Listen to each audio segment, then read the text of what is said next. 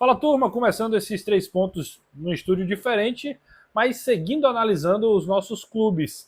Derrota do Fortaleza para a equipe do Palmeiras com direito a gol perdido no último minuto do jogo.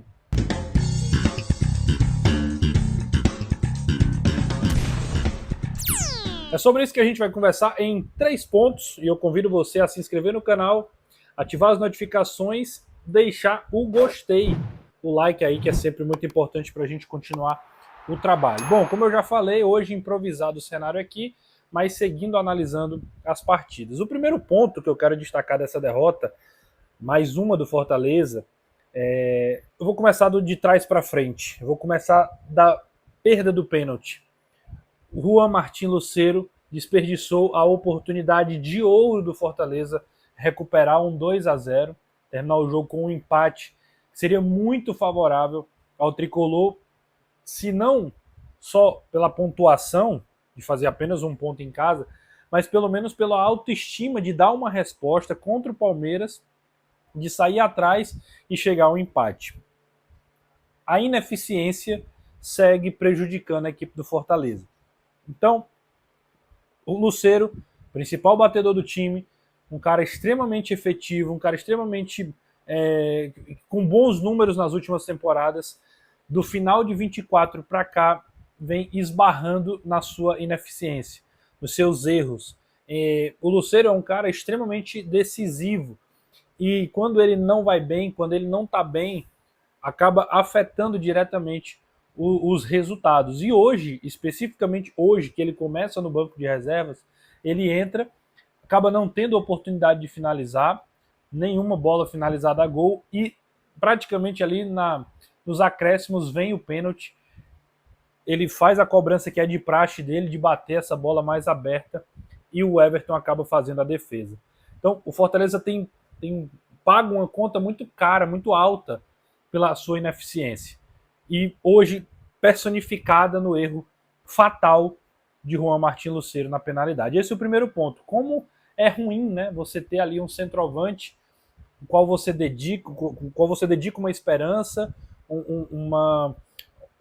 um pensamento ali de que aquele cara vai resolver a sua parada, que vai resolver o seu problema, e ele acaba não fazendo isso. Esse é o primeiro ponto. O segundo ponto é falar que hoje o Vojvoda veio com um ataque diferente, o Vojvoda promoveu mudanças diferentes, o Vojvoda tentou algo diferente, e algumas coisas deram certo, outras não. O Vojvoda segue na tentativa de encontrar uma formação ideal. De todo esse período, a gente percebe o Vojvoda mais tentando coisas diferentes a cada partida. Hoje, veio Alanzinho e Daverson na linha de frente.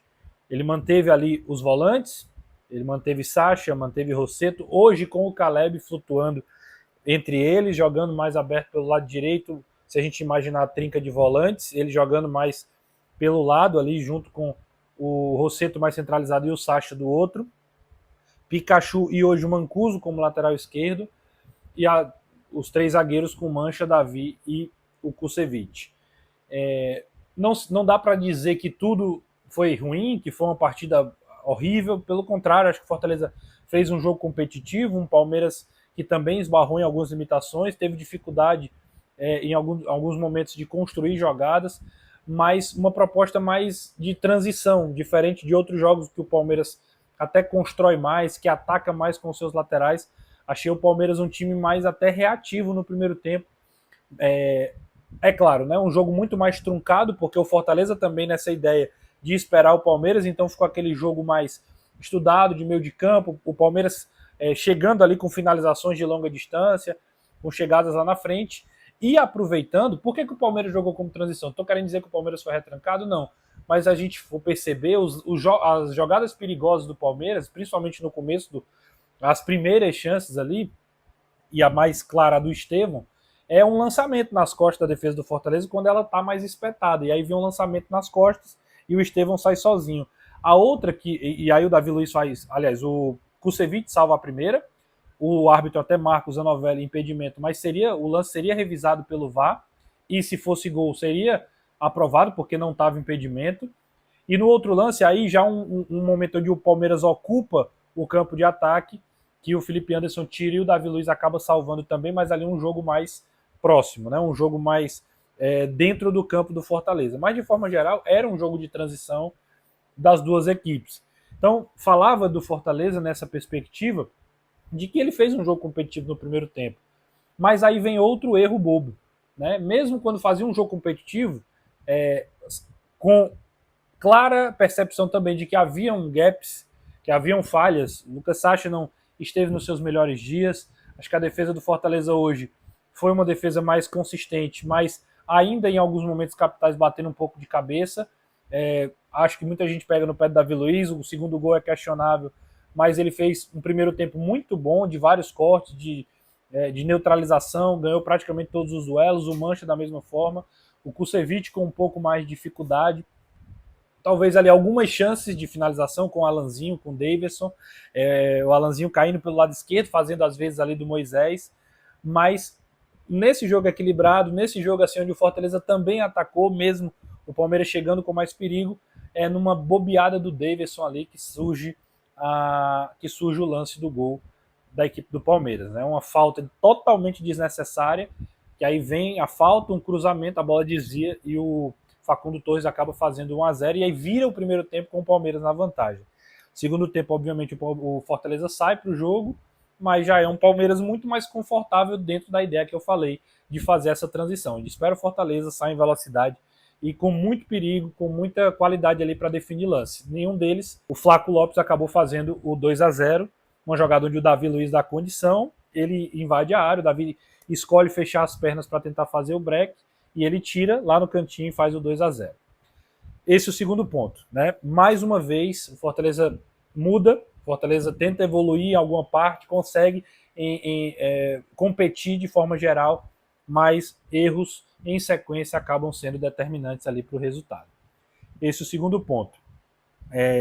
Antes de mais nada, tá improvisado, mas eu tô de Zirac, tá? Tô viajando, mas segue comigo, então não deixa de acompanhar, não deixa de seguir aí a Zirac e também colocar a hashtag Vim Pelo Manso para conferir todas as ofertas, todas as oportunidades da Zirac aí também, beleza? Não deixe de fazer isso agora, vai lá no Instagram, @Zirac_jeans e confere todas as novidades da Zirac. E o terceiro ponto, para finalizar, eu quero destacar a entrada principalmente do Luca Prior. O Mancha já tem ido muito bem, a gente até eu fiz vídeo, inclusive no Instagram, destacando algumas potencialidades dele. O Kevin entrou hoje, teve oportunidade também ali na reta final, se movimentou, deu oportunidade, fez Fortaleza evoluir na reta final, o gol do Davidson e depois o Fortaleza vai para o abafa, mas eu acredito que de todas as mudanças hoje, o Luca Prior foi aquela que, além de ter chamado mais atenção, foi a mais útil, né? Tem a entrada do Lucero, que muda um pouco o esquema, o Tinga também entra, mas é o Luca Prior que, pelo lado direito, consegue fazer jogadas, cruzamentos, movimentação, fez cobertura, e é um garoto que não teve oportunidade assim, principalmente num jogo dessa envergadura.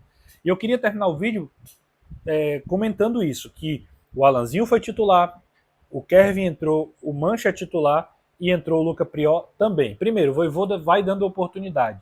Segundo, alguns desses vão dando conta do recado. E apesar da derrota, apesar de tudo que eu falei aqui de tentativa, erro, o Fortaleza melhora, mas perde, os experientes acabam não dando conta, como é o caso do Lucero, outros jogadores também não vão bem, como o Caleb, o Sacha foi um pouco mais abaixo hoje, enfim, apesar disso tudo, Pikachu foi muito mal no jogo, os garotos que vão entrando vão dando conta do recado, então eu acho importante destacar e potencializar o que esses caras vêm fazendo. Esses, os 3 pontos dessa partida, dessa derrota. Comenta aí, deixa também aqui a tua opinião, quero saber o que é que você achou dessa partida. Mais uma vez, agradecendo a todo mundo, se inscreve no canal, ativa as notificações, agradecendo também pela compreensão da estrutura hoje mais improvisada, mas sempre com o compromisso de estar aqui conversando com todo mundo. Beleza? Vai ficar um vídeo aqui para você assistir, em algum lugar da tela aqui, eu acho que é aqui, para você assistir aí, continuando acompanhando os conteúdos do Fala Manso. Grande abraço e até a próxima.